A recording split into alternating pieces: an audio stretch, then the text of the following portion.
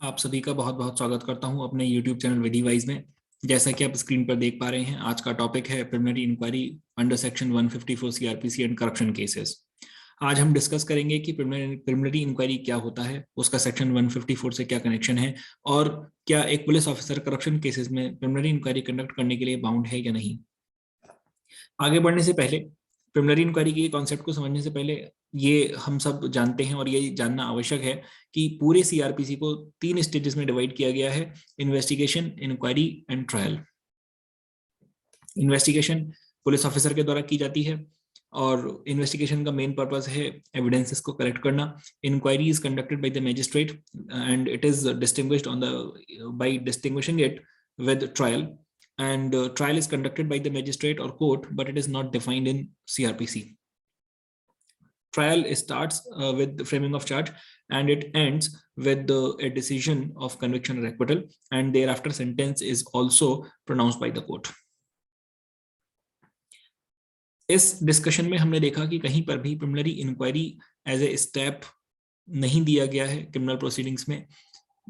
तो इस कॉन्टेक्स्ट में ये क्वेश्चन अराइज होता है कि क्या सीआरपीसी के किसी प्रोविजन में प्रिलिमिनरी इंक्वायरी को मेंशन किया गया है, क्या सेक्शन 154 में प्रिलिमिनरी इंक्वायरी को डिस्कस किया गया है, और अगर सेक्शन 154 में प्रिलिमिनरी इंक्वायरी नहीं दी गई है तो ये कॉन्सेप्ट 154 में किस प्रकार से इनकॉर्पोरेट हुआ। अगर हम सीआरपीसी के सभी प्रोविजंस पर नजर डालें तो हम ये पाते हैं कि इंक्वायरी और प्रिलिमिनरी इंक्वायरी टर्म को कुछ जगह पर यूज किया गया है सीआरपीसी में। जैसे कि आप स्क्रीन पर देख पा रहे हैं, सेक्शन 2 क्लॉज डी में इंक्वायरी टर्म को डिफाइन किया गया है। सेक्शन 159 में प्रिलिमिनरी इंक्वायरी टर्म को यूज किया गया है, लेकिन वो कॉन्टेक्स्ट बिल्कुल डिफरेंट है, क्योंकि सेक्शन 157 में जब कभी भी पुलिस ऑफिसर एक रिपोर्ट फाइल करता है कि वो एक कॉग्निजेबल ऑफेंस को इन्वेस्टिगेट नहीं करेगा, तब सेक्शन 159 में ये पावर मैजिस्ट्रेट को दी गई है कि वो पुलिस ऑफिसर को इन्वेस्टिगेशन की डायरेक्शन इशू कर सकता है, या खुद वो प्रिलिमिनरी इंक्वायरी कंडक्ट कर सकता है, या अपने किसी सबऑर्डिनेट मैजिस्ट्रेट को प्रिलिमिनरी इंक्वायरी कंडक्ट करने का डायरेक्शन इशू कर सकता है।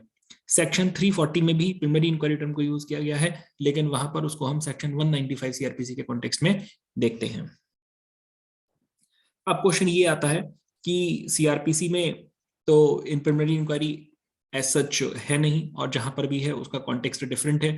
तो क्या सेक्शन 154 में प्रिलिमिनरी इंक्वायरी टर्म यूज किया गया है? सेक्शन 154 आपके सामने है, और अगर आप पूरे सेक्शन 154 को रेफर करेंगे तब भी आप पाएंगे कि वहां पर प्रिलिमिनरी इंक्वायरी टर्म को यूज नहीं किया गया है। अब ये क्वेश्चन अराइज होता है कि अगर सेक्शन 154 में भी प्रिलिमिनरी इंक्वायरी टर्म को यूज नहीं किया गया है तो ये कॉन्सेप्ट किस प्रकार से सेक्शन 154 में इनकॉर्पोरेट हुआ। इस बात को समझने के लिए हम एक जजमेंट को रेफर करते हैं, और उस जजमेंट का नाम है Lalita Kumari versus state of Uttar Pradesh 2012। This judgment is very important because it was delivered by Constitution Bench of the Supreme Court comprising 5 judges, and इस जजमेंट को ऑथर किया था the then chief justice of India P Sathasivam ने। ये judgement इसलिए भी important है क्योंकि इस जजमेंट में सेक्शन 154 की कॉन्स्टिट्यूशनल वैलिडिटी को चैलेंज किया गया था, और उसको चैलेंज करने का कारण था कि सेक्शन 154 में एफआईआर का रजिस्ट्रेशन मैंडेटरी है, और जैसे ही पुलिस ऑफिसर एफआईआर रजिस्टर करता है तभी वो सेक्शन 41 में अरेस्ट की पावर को एक्सरसाइज करता है, और इससे अक्यूज्ड की right to life and liberty का वायलेशन होता है। इसके साथ ही ये प्ली भी सुप्रीम कोर्ट में लिया गया कि सेक्शन 154 में एफआईआर के रजिस्ट्रेशन को मैंडेटरी करने की बजाय वहां पर पुलिस ऑफिसर को एक डिस्क्रिशनरी पावर देना चाहिए कि वो हर एक एफआईआर को रजिस्टर करने से पहले प्रिलिमिनरी इंक्वायरी रजिस्टर करे, और उस इंक्वायरी में वो ये देखे कि क्या एफआईआर रजिस्टर करना उचित है या नहीं है। जब सुप्रीम कोर्ट के सामने इस प्ली को लिया गया तब सुप्रीम कोर्ट ने कहा कि इस प्ली को अपहोल्ड नहीं किया जा सकता, क्योंकि सेक्शन 154 में शेल वर्ड को यूज किया गया है, वहां पर पुलिस ऑफिसर को कोई भी डिस्क्रिशन नहीं दिया गया है, और अगर पुलिस ऑफिसर को ये पावर दे दी जाती है कि वो हर एक एफआईआर को रजिस्टर करने से पहले एक प्रिलिमिनरी इंक्वायरी कंडक्ट करे और ये तय करे कि एफआईआर रजिस्टर करना है या नहीं, तब ये सेक्शन 154 के पर्पस को ही डिफीट कर देगा। किसी भी इंटरप्रिटेशन के प्रिंसिपल को अप्लाई करके इस प्ली को एक्सेप्ट नहीं किया जा सकता है। जब सुप्रीम कोर्ट ने प्रिलिमिनरी इंक्वायरी को अप्लाई करने से मना कर दिया, तब सुप्रीम कोर्ट के सामने दो कंटेंशन दिए गए। पहला कंटेंशन था कि सीबीआई मैनुअल में भी प्रिलिमिनरी इंक्वायरी का प्रावधान है, और साथ में Jacob Matthew versus state of Punjab को भी रेफर किया गया, जो कि एक बहुत ही इंपॉर्टेंट जजमेंट है मेडिकल नेग्लिजेंस पर, और यहाँ पर सुप्रीम कोर्ट ने प्रिलिमिनरी इंक्वायरी के लिए कुछ ऑब्जर्वेशन दिया है। जब सुप्रीम कोर्ट के सामने सीबीआई मैनुअल को रेफर किया गया, तब सुप्रीम कोर्ट ने कहा कि यहाँ पर कुछ समझने के लिए बहुत महत्वपूर्ण बातें हैं। सबसे पहले, सीबीआई मैनुअल एक एडमिनिस्ट्रेटिव गाइडेंस के लिए इशू किया गया है, ये एक डेलीगेटेड लेजिस्लेशन की फॉर्म में है, और जबकि जो हमारा सीआरपीसी है, कोड ऑफ क्रिमिनल प्रोसीजर 1973, ये एक सेंट्रल पीस ऑफ लेजिस्लेशन है, ये पार्लियामेंट के द्वारा बनाया गया लॉ है, कानून है, और इन दोनों की तुलना नहीं की जा सकती है। सीआरपीसी हमें ऑर्डिनरी क्रिमिनल ट्रायल्स के लिए प्रोसीजर बताता है, और सीबीआई मैनुअल सिर्फ इन्वेस्टिगेशन को रिलेट करता है। साथ में सुप्रीम कोर्ट ने यह भी कहा कि जो सीआरपीसी है वो एक जनरल पीस ऑफ लेजिस्लेशन है, एंड जो हमारा सीबीआई है वो DSPE, Delhi special police establishment act से गवर्न होता है, जो कि एक स्पेशल लेजिस्लेशन है।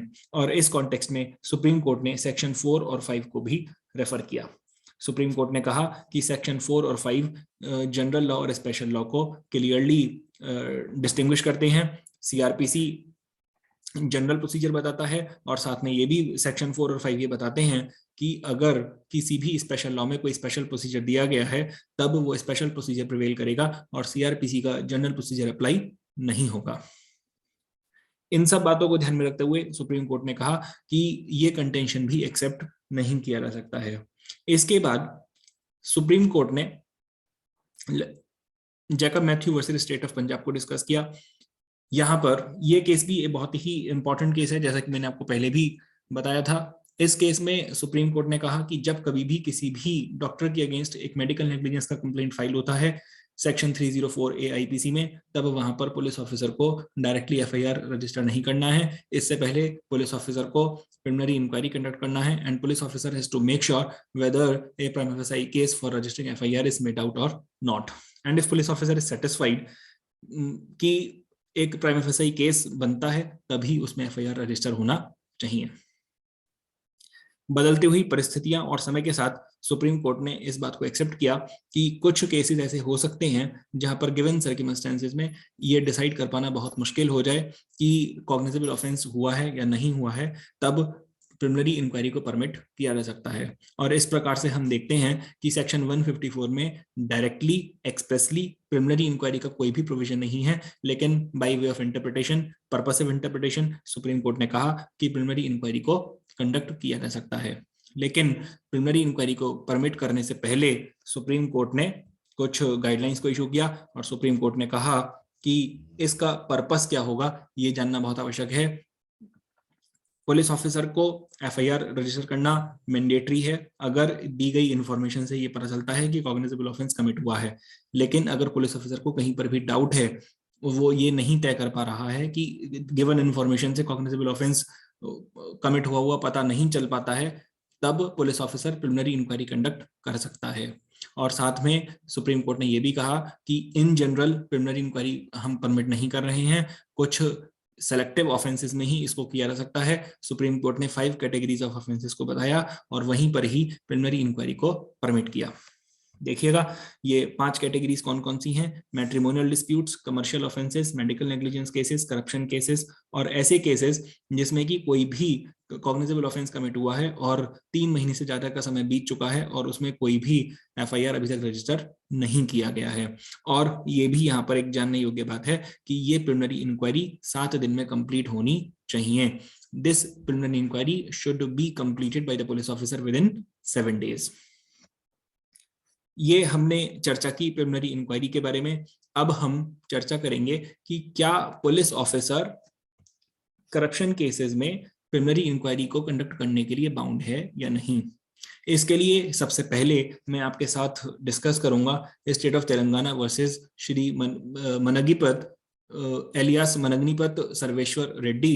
This judgment was delivered by the Supreme Court on 6 December 2019. In this case, the accused was a police officer and he had assets of around 3 crores which were disproportionate to his known source of income. And from the investigation, it was found that he could have saved hardly 37 lakh rupees.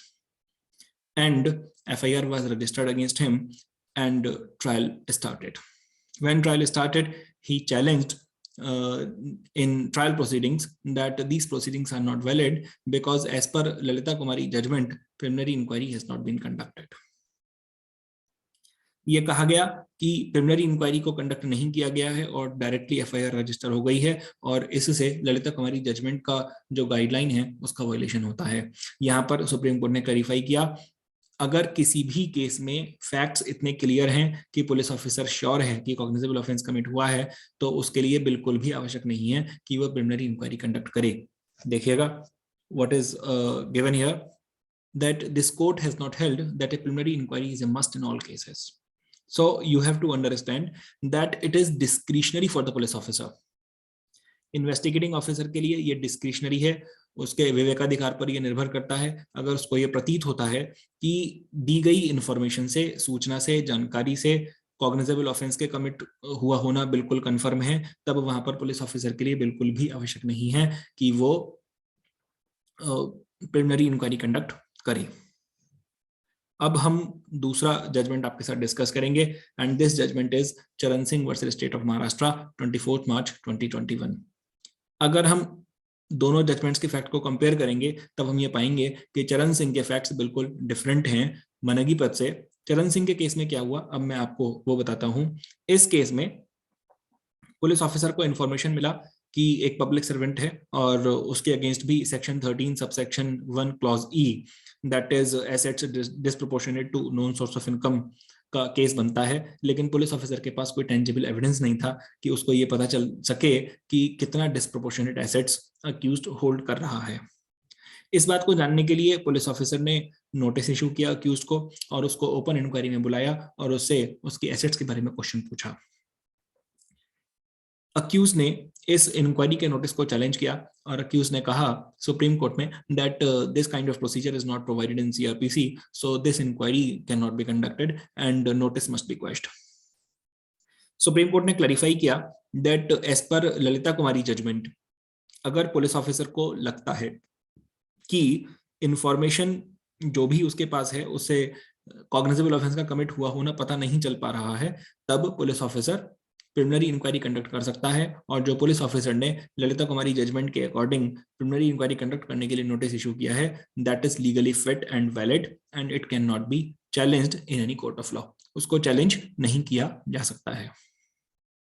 इस प्रकार हम देखते हैं कि supreme Court ने Lalita Kumari judgement में जो कहा है उसको आगे अप्लाई भी किया जा रहा है और करप्शन केस हो या किसी भी प्रकार का कोई भी कॉग्निजेबल ऑफेंस हो, यहाँ पर पुलिस ऑफिसर के पास डिस्क्रिशन है कि वो प्रिलिमिनरी इंक्वायरी कंडक्ट करे या ना करे और उसका सिर्फ एक ही मापदंड है, एक ही स्टैंडर्ड है और वो ये है कि अगर दी गई इंफॉर्मेशन से पुलिस ऑफिसर को ये नहीं पता चल पा रहा है कि कॉग्निजेबल ऑफेंस हुआ है या नहीं हुआ है। अगर पुलिस ऑफिसर को कोई भी संदेह है तब police officer preliminary inquiry conduct कर सकता है।